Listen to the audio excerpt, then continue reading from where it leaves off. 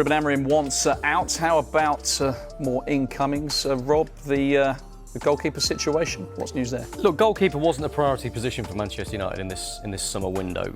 It's been made pretty clear to me that they think they've had a good window. They looked at the stats. Manchester United's strategy now, with all of the people they've got in the right places, is that they want to focus on the data. They want to look at the stats that tell them where they need to improve. And all of those stats were telling them they didn't score enough goals last season. And so that's why they spent over £200 million on 3 new forward players, when a lot of Manchester United fans, I think, were calling out for midfielders and centre-backs maybe.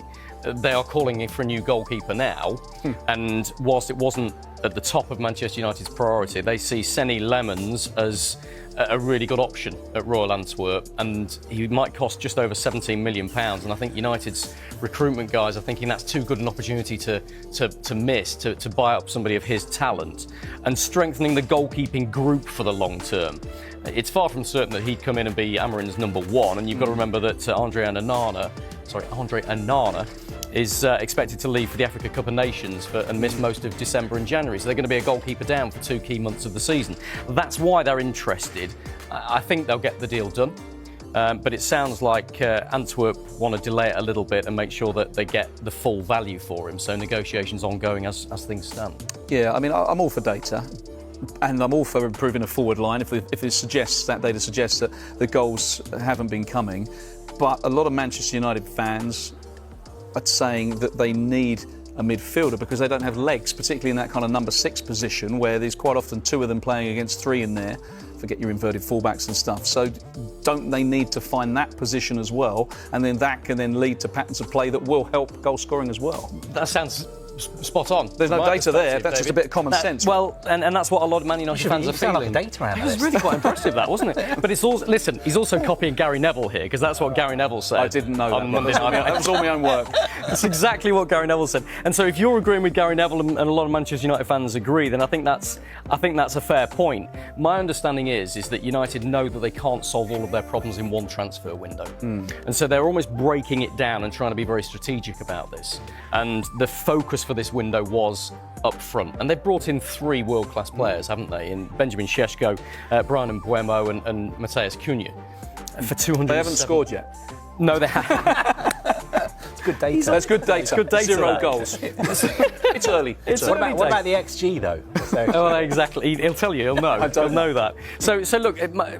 My understanding now is that United would still like to be active in the last 6 days of this window, and that's having sorted out their forward line as far as they see it and their attacking options. Now's when they're looking at goalkeepers and midfielders. I wouldn't be surprised at all if they bought a midfielder in before the window closes, but that may rely on what we've just been talking about: getting Anthony out, getting Garnacho out, getting Højlund out. Yeah. They need to clear some players out of a huge squad, a bloated squad, and they need to free up some money as well. If they do that in the next couple of days, I think they could be busy in the last few days in terms of incomings. Yeah, we will watch this space. Man United's goal scorer this season, Rasmus Højlund, when he arrived in the Premier League. Fair to say it hasn't happened for him so far. I mean, Rob, what's the latest on his future then? Well, Napoli are still in talks, and our colleagues at Sky Italy feel that they're making pretty good progress. Di Marzio, who we know very well is a bit of a transfer genius, is all over that one, and he thinks that the player wants to go to Napoli.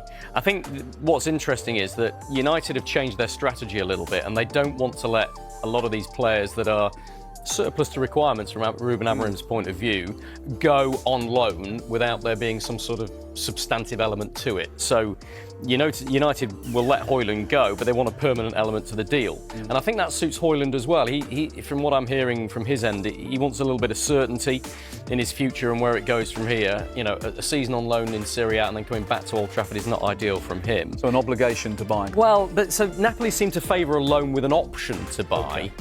Manchester United are a bit more stringent. If it's not a loan with an obligation to buy, they'd certainly like it to be an obligation if there's a realistic, achievable goals, and that's where I think the discussions are focused at the moment. I think it's pretty similar with Garnacho, which Carve's a bit of an expert on. Yeah, I mean, before we get to Garnacho, Carve, we've seen Napoli revive players' careers. Not that Scott McTominay's career was particularly flagging, certainly going pretty well for Scotland, wasn't he? So this looks on paper like a pretty good move for Højlund. Brilliant move for him. I mean, he's going to live and work in Naples. He's going to play in front of some of the most passionate supporters in the world. in one of the best grounds in the world. They're the Italian champions. They're in the Champions League. They're managed by Antonio Conte.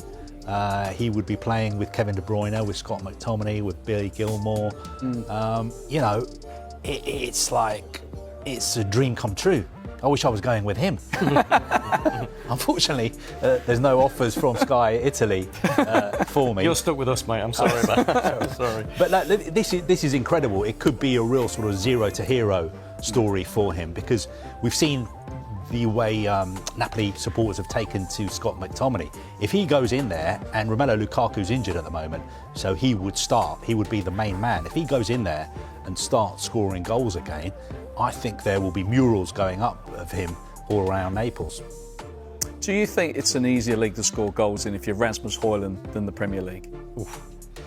He's asked you some stinkers today, hasn't he? Well, given that, I mean, traditionally, Italian defences, things like that, we're seeing it's pretty tough to break through. But the Premier League, you know, some players come in, and Højlund being one of them, expected big things, hasn't quite happened. Is he more suited to Serie A?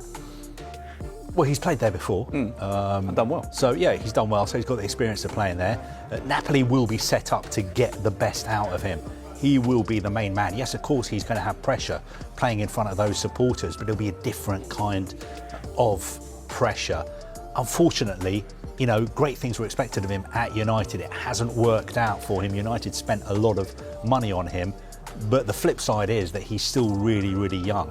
I think if he grabs this opportunity, if Napoli can do a deal with United, then it could be a fantastic move for him. And he can show the world what kind of player he really is, because we just haven't seen his best at this United side. But he's not the only player who's come to United and struggled.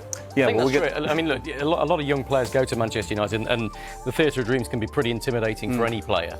And it hasn't quite worked for Højlund at a time when Manchester United have been in the doldrums. It's not a normal Manchester United move, is it, for a player like that? And we've seen service has probably not quite been the same as it would have been when Beckham and confidence Giggs levels, and you know, it's difficult for young players to sometimes, you know, be expected to be the talisman for a team when you're still developing yourself. And we've seen it happen so often with Manchester United. I wouldn't be surprised if Højlund left Manchester United and went and scored a hatful of goals wherever he goes next. And United fans will turn around and go, why couldn't he do that for us?